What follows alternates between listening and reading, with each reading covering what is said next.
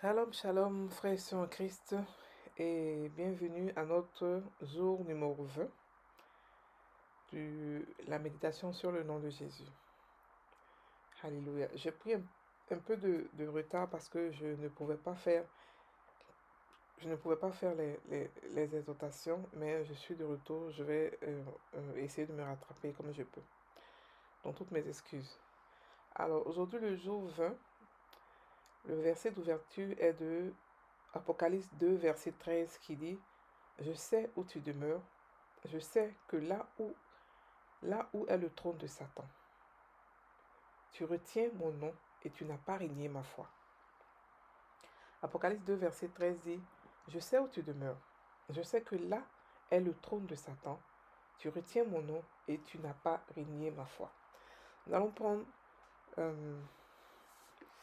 la version parole vivante du même verset, Apocalypse 2, verset 13, qui dit: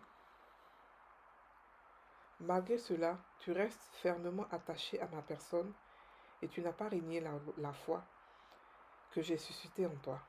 Pas même au jour où Antipas, mon fidèle témoin, a subi le martyre dans votre cité, ce véritable honte de Satan. Donc je recommence.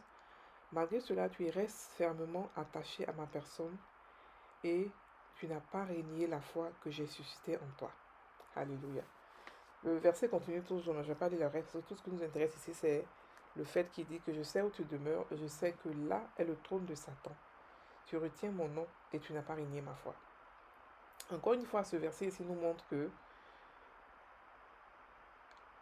le nom de Jésus est capable de détrôner Satan, est capable de le chasser, est capable d'avoir la victoire sur Satan. Jésus nous a dit quoi? Il dit: en mon nom, vous chasserez les démons, vous parlerez de nouvelles langues, vous imposerez les mains aux malades et les malades seront guéris. On a expliqué ça déjà, que ce nom est assez puissant pour pouvoir chasser les démons, pour pouvoir chasser non seulement les démons, mais tout le royaume. Tout le royaume. Alléluia. Tout le royaume de Satan, sans exception. Au nom de Jésus, nous avons le pouvoir sur toute la puissance de l'ennemi et rien ne peut nous nuire. Rien. Donc là où même Satan a mis son trône, nous pouvons aussi, par le nom de Jésus, le détrôner, l'enlever de là-bas. Donc il n'y a rien dans ce monde qui soit pour nous, c'est impossible, mais on ne peut pas toucher, ou c'est spécial et tout ça. Nous avons le pouvoir de détrôner Satan. Alléluia. Et il vient de le confirmer ici dans l'Apocalypse 2, verset 13, qui dit: je sais où tu demeures, je sais que là est le trône de Satan.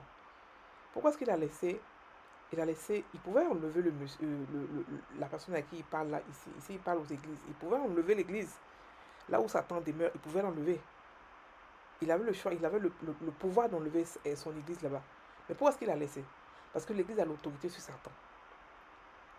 Et l'église a l'autorité sur Satan. Et l'église doit tenir ferme par le nom de Jésus. Parce qu'il a dit: tu retiens mon nom et tu n'as pas régné ma foi. L'église n'a pas régné, cette église n'a pas régné sa foi. Cette église n'a pas régné sa foi. C'est l'église de Pergame n'a pas régné sa foi en son nom. Alléluia. Donc ça veut dire ici, ça confirme ici que si le nom que nous avons est capable de pouvoir détrôner Satan, est capable de pouvoir enlever Satan là où il est, même si nous sommes assis dans là où nous sommes, où Satan a son trône, nous avons le pouvoir de pouvoir le chasser. On a le pouvoir de pouvoir faire tout ce que nous voulons à cause du nom de Jésus. Alléluia. Et moi, ce qui m'a même un peu choqué, c'est la première fois que j'ai lu, c'est que, mais pourquoi est-ce qu'il n'a pas enlevé son église là-bas? Il l'a laissé là-bas. Pourquoi? Pas parce qu'il voulait le tester, mais parce que Jésus savait que l'église de Pergame était consciente de qui il est. Donc il a le pouvoir de pouvoir chasser Satan. Si c'était peut-être une église qui était immature, il allait peut-être l'enlever. Il y a des fois où nous devons fuir devant les situations, et il y a des fois où nous devons affronter les situations. Ou lorsque nous devons fuir, ça dépend des conditions. Quand Dieu nous dit souvent partez ou quittez, ça dépend de notre maturité, ça dépend de plein de choses. Mais ici, il parle d'un chrétien, il parle d'une église qui est mature, qui sait ce qu'elle veut. Comme ça, il a dit que je sais où tu demeures là. C'est là que Satan habite. Mais malgré cela, tu as gardé ma foi. Malgré les difficultés, Malgré que le fait que tu as été attaqué, parce que si une église est à côté, si une église demeure là où Satan habite, c'est que les attaques, ce n'est pas des petites attaques. Parce que il y a une chose que vous devez savoir, Satan n'est pas omniprésent. Non. Il n'est pas omniprésent comme Dieu. C'est-à-dire qu'il n'est pas partout à la fois. Euh, il n'est pas partout à la fois. Il a plein de démons qui lui font des rapports. Mais par contre, Dieu est omniprésent. Dieu peut être partout à la fois. Donc, ça veut dire que pour nous qui sommes dans d'autres pays, qui sont un peu loin spirituellement de lui, il peut nous voir par les esprits, par les rapports qu'il reçoit de ces démons. Mais celui qui habite, c'est-à-dire que quand vous habitez dans la même maison, mais dans le même quartier, la même ville, c'est-à-dire que les rapports sont rapides. Les rapports, c'est-à-dire qu'il sait exactement ce que tu fais. C'est-à-dire qu'il connaissait tous les pas. Il peut essayer de contrecarrer, il peut faire des plans pour pouvoir te détruire. Mais l'église de Pergame a résisté. Pourquoi? À cause du nom de Jésus. Elle est restée là-bas, elle n'a pas fui. Elle a affronté Satan. Et la Bible dit que tu as retenu mon nom, tu n'as pas régné ma foi. Je peux ici présumer que s'il n'a pas régné la foi, c'est qu'il a eu la victoire. Il a eu la victoire sur Satan avec le nom de Jésus. Donc si une église, c'est pas parce que c'est une église que c'est forcément être une église pour pouvoir détruire, pour pouvoir chasser Satan. Non. On a tous le pouvoir de le chasser. On a tous le pouvoir on a tous l'autorité sur lui. La Bible dit chasser-le. Il n'a pas dit brûler-le. Il n'a pas dit découper-le. Il n'a pas dit morder-le. Il a dit chasser-le. Donc arrêtons les chrétiens de vouloir créer ce qui n'a pas été écrit dans la Bible. Arrêtons de vouloir brûler Satan. Il ne meurt pas. Il a un esprit, il ne meurt pas. On peut le faire. Ce qu'on peut faire, c'est le chasser. Pas besoin de le brûler, de le découper, de le griller. Non, il a dit chasser-le. C'est tout ce qu'on peut faire. C'est tout ce qu'on fait. Et ce chasser-là, c'est déjà important. C'est déjà lourd pour lui. Au lieu de commencer à l'insulter, à lui faire des choses et tout ça. Non. La Bible dit que lorsque l'ange Gabriel est venu prendre le corps de Moïse, il n'a pas injurié Satan. Il n'a pas injurié les démons. Il a dit que le Seigneur te châtie. Pourquoi? Parce que on peut chasser quelqu'un sans l'injurier. Parce qu'on est des enfants de Dieu et on est digne dans tout ce que nous faisons. Nos paroles de chasser, nos paroles ont l'autorité. Pas besoin d'ajouter des choses qui n'ont pas besoin d'être. De l'insulter. Oh, tu es ceci. Oh non, Satan est comme ceci. Non. Ça ne veut pas dire qu'on a peur de lui. Ça veut dire que nous, on se respecte. On ne descend pas dans la boue pour pouvoir parler à des gens qui n'en valent pas la peine. Alléluia. On est des enfants de Dieu, on est dignes. On est des rois. On ne se dégrade pas pour insulter des êtres ou des esprits qui n'en valent pas la peine. Alléluia. Donc ici, l'église de Pergame a eu le pouvoir à triompher par le nom de Jésus. Ils ont gardé le nom de Jésus. Ils n'ont pas régné la foi. Ils habitaient même au siège, c'est-à-dire au quartier général où Satan était. C'est là-bas que leur église était. Ils ont été attaqués de part et d'autre. Et malgré tout ça, ils n'ont pas régné la foi. Alléluia. Ils n'ont pas régné la foi au nom de Jésus. Mais lorsque nous lisons plus tard, un peu plus loin, nous voyons qu'il a aussi des fautes qu'il a fait. Cette église-là, avait des doctrines sataniques qui étaient en eux. Mais quand Jésus est venu, Jésus a d'abord parlé de la victoire, de ce qu'il a fait de bien. Il a dit que c'est vrai qu'il a pensé que effectivement tu as toutes ces choses doctrines-là en toi, mais tu n'as pas régné mon nom. Alléluia. Tu n'as pas régné mon nom. Alléluia. Donc il lui a dit de se répandre. Mais là n'est pas le truc aujourd'hui. Le truc ici, c'est que le nom de Jésus triomphe. Alléluia. De Satan. Son trône même. C'est-à-dire que toutes ces principautés, toutes ces dignités, il a des dignitaires, il a des rois, il a des princes, pardon, parce qu'il est le prince. Il n'est pas le roi, c'est le Jésus qui est le roi et nous sommes les rois et les reines. Mais il a une hiérarchie. Voilà, il a une hiérarchie bien organisée avec des démons de toutes sortes de dignités, de toutes sortes de grades, des dignitaires, des principautés, en tout cas plein de grades. Et ceux-là, ils ont forcément attaqué cette église-là. Ça, c'est sûr, ils ont forcément attaqué. Et on montre même les séquelles, parce que même avec les attaques et tout ça, avec le fait qu'ils ont vaincu, ils ont eu des séquelles. Il y avait des gens qui étaient en eux, qui enseignaient des doctrines qui étaient contre l'évangile. Mais ils ont eu la victoire à cause du nom de Jésus. Si eux l'ont eu, nous aussi nous pouvons l'avoir. Nous pouvons avoir la victoire sur le nom de Jésus parce que nous avons ce nom. Et puis, grâce à toute cette histoire, grâce à tout, je veux dire, à l'évangile et tout ça, nous savons où les gens sont tombés. Nous pouvons ne pas essayer de ne pas tomber par là-bas, par la grâce de Dieu et par aussi la parole de Dieu. Tous ces écrits ont été faits pour que nous puissions savoir comment ne pas tomber, comment se relever. C'est-à-dire que pour nous, c'est une histoire, mais aussi c'est quelque chose avec lequel nous pouvons apprendre et pouvoir ne pas faire les mêmes fautes. C'est pour ça que tout ça a été écrit, pour que nous puissions aujourd'hui avoir accès à cela et s'améliorer dans notre marche chrétienne. Chacun de nous a le pouvoir de chasser Satan. Chacun de nous a l'autorité de pouvoir le chasser, de pouvoir le mettre là où il doit être sous nos pieds. Alléluia. Lorsqu'on parle de nos pieds, mais ce n'est pas forcément que...